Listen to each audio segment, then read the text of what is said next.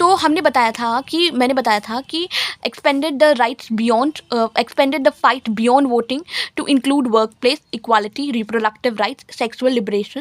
तो यानी कि कहने का मतलब ये है कि सेकेंड वेव ऑफ फेमिनिज्म में ये बताया गया था कि किस तरीके से जो है वो हमें जो है वो वोटिंग राइट्स के पार जाकर हमें वर्क प्लेस में इक्वालिटी लाने की ज़रूरत है, रिप्रोडक्टिव राइट देने की, कि भैया वुमेंस को सिर्फ बच्चा पैदा करने की मशीन ना समझा जाए, वुमेंस को उसके रिप्रोडक्टिव राइट देने की ज़रूरत है कि कब उसका जो है वो कब वो सेक्स कर सकती है, कब वो नहीं कर सकती है, ये सारी राइट। और सेक्सुअल लिबरेशन की यहाँ पे बात की गई है। चैलेंज द जेंडर नोब, जो उस सोसाइटी में जो है वो धारणाएं थी कि वुमेन ये काम करेगी, वुमेन ये काम करेगी, मैन ये काम करेंगे, ये इसको जो है वो चैलेंज करते हैं कौन, ये जो सेकेंड वेव जो चली थी उसको, ठीक है।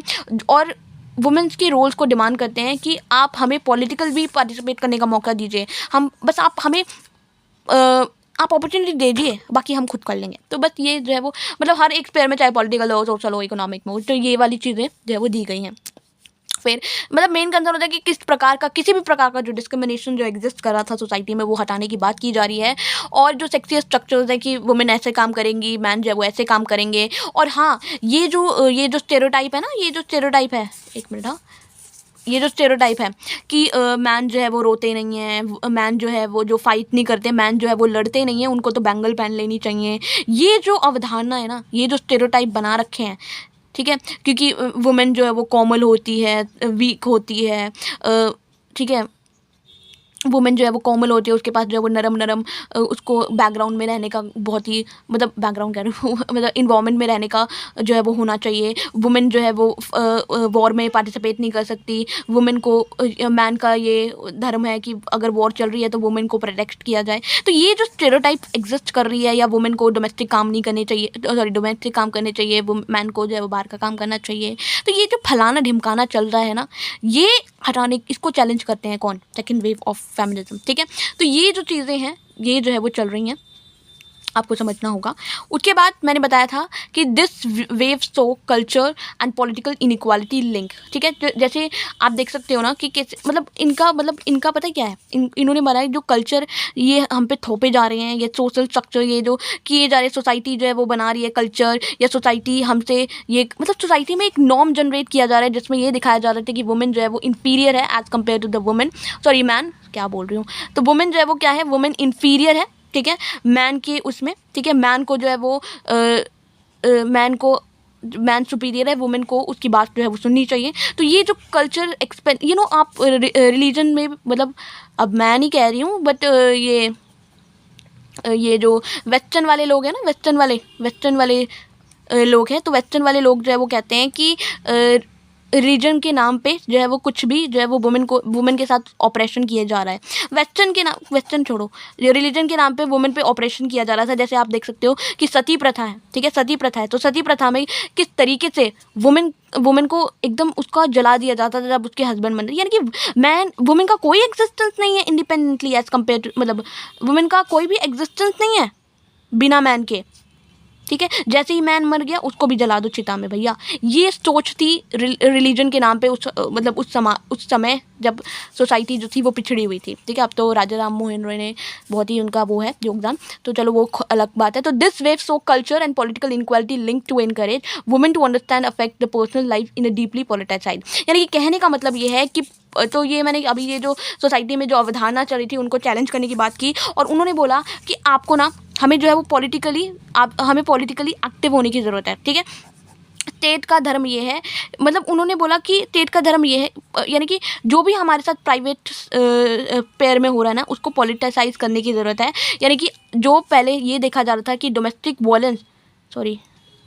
जो डोमेस्टिक वायलेंस जो है वो चल रहा है समाज में, जो बहुत सारी वुमेन जो है इसका शिकार है, चाहे वो डाउरी क्यों ना हो, है ना, तो ये डाउरी हो, डोमेस्टिक वायलेंस हो, वुमेन इसका शिकार बनती जा रही है। वुमेन जो हो रहा है ये प्राइवेट स्पेयर में हो रहा है, तो उस समय ये देखा जाता था कि ये प्राइवेट मामला है, स्टेट को इसमें इंटरफेरेंस करने की ज़रूरत नहीं है, पॉलिटिकली इसमें कुछ करने की ज़रूरत नहीं है, ये प्राइवेट मेंबर है, ये फैमिली का कोई आपसी मामला, हमें कोई दखलंदाजी करने की ज़रूरत नहीं है। ये इस चीज़ को जो है वो क्रिटिसाइज़ करते हैं कौन, सेकेंड वेव थ्योरी। इनका मानना है कि नहीं भैया, आप प्राइवेट को भी पॉलिटिसाइज कीजिए, आप ऐसी पॉलिसी लेके आइए जिसमें ये डोमेस्टिक वायलेंस को ख़त्म किया जाए, डॉरी को ख़त्म किया जाए, ऐसी चीज़ें जो है वो बात करने की बात करती हैं। तो पर्सनल जो है वो पॉलिटिकल है, ठीक है, need to go beyond the life, मतलब ये क्या लिखा है मैंने, लाइन, सॉरी, हाँ, तो need to go beyond the line between the public and private sphere, ठीक है, तो आपको ये करने की ज़रूरत है। तो ये सारी चीज़ें आपको समझ आ गई होंगी, ठीक है।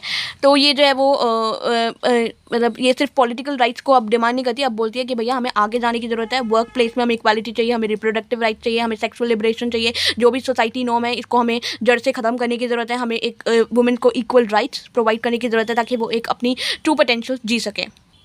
फिर this wave of feminism was initiated by Simone de Beauvoir, ठीक है, इन्होंने सेकंड सेक्स लिखी।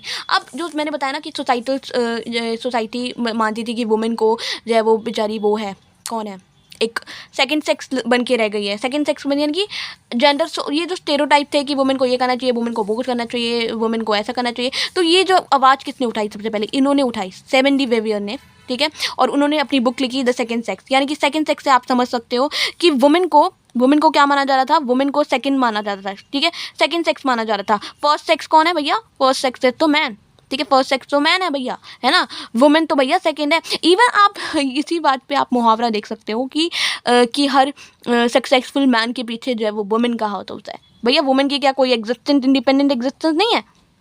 वुमेन क्या मैन से ही हमेशा रिलेट करके रहेगी?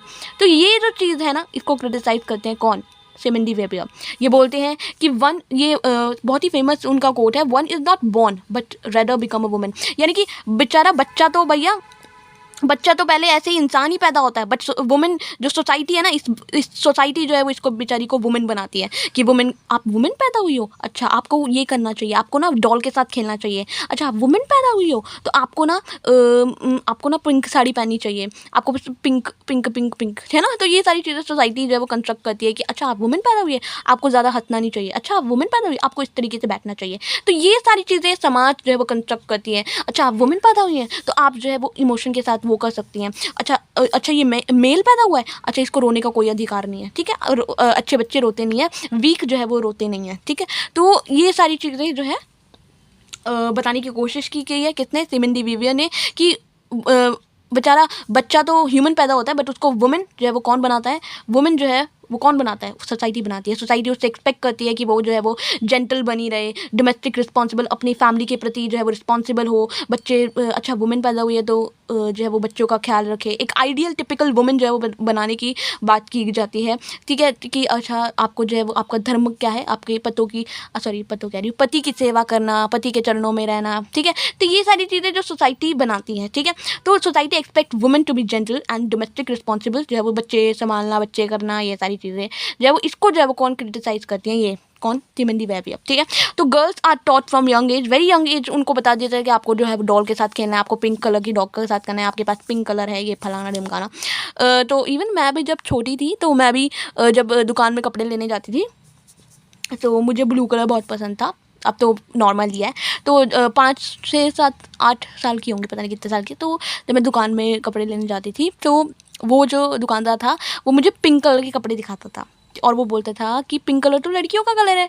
तो देखो समाज में अभी भी वो अवधारणा थी, उस समय भी अवधारणा थी, ठीक है, अब तो बहुत काफ़ी चेंज हो गया, ठीक है। तो women are seen as a other, women को जो है वो दूसरा समझा जाता है, वुमेन की कोई इंडिपेंडेंट एग्जिस्टेंस नहीं है, वुमेन को जो है वो दूसरे से मैन से रिलेट करके देखा जाता है। अच्छा मैन पत्नी है, पति है, अच्छा कहाँ जा रही है, पिता के घर जा रही है, ठीक है, ठीक है, पति के साथ जो है वो रिश्ता बनाया जाता है, मैन के साथ जो है वो रिश्ता बनाया जाता है। तो वुमेन को जो है वो अदर समझा जाता है।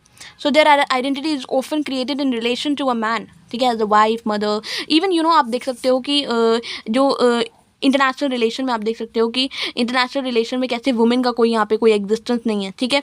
अगर है भी तो यहाँ पे जो डिप्लोमेटिक होंगे तो डिप्लोमेटिक की वाइफ होगी, ठीक है, जो मिलिट्री हेड होगा तो मिलिट्री हेड की वाइफ होगी, वो तो उसके कोई एग्जिस्टेंस नहीं है, उसकी एग्जिस्टेंस बस ये है कि इसकी वाइफ है, वो उसका पति है, उसकी पत्नी है, उसकी बहन है, ये सारी चीज़ें हो जाती हैं, ठीक है। तो उसका कोई अपना सा इंडिपेंडेंट एग्जिस्टेंस नहीं है, वो दूसरों के साथ रिलेट कर दी जाती है और ये अदर कर दी जाती है, ठीक है, उसको अदर समझा जाता है, उसको सेकंड सेक्स समझा जाता है, उसकी इंडिपेंडेंट कोई एग्जिस्टेंस नहीं है।